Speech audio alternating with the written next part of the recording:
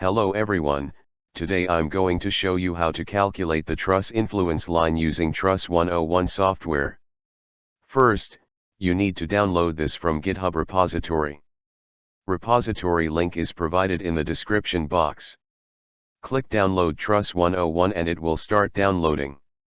I have already downloaded it. So let's just install it. Once finished, open this software. For this tutorial, I'm going to use a demo already provided within the software. You can develop a structure using nodes, members, supports, loads, and properties. I have already covered an in-depth tutorial about these things. I will add that tutorial link in the description box. Now click on the influence line. You need to provide your moving load starting point and the ending point. Once you have provided valid starting and ending points, you will see a red line highlighting the moving load path.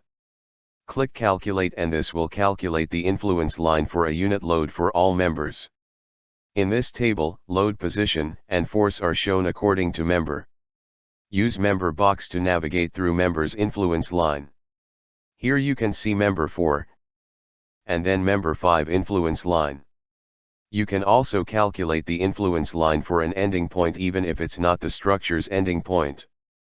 For example, use node 9 as ending node.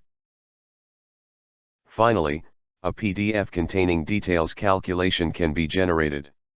That's all I have got for you. If this video helps you in any way, please like, share, and subscribe. Thank you for watching.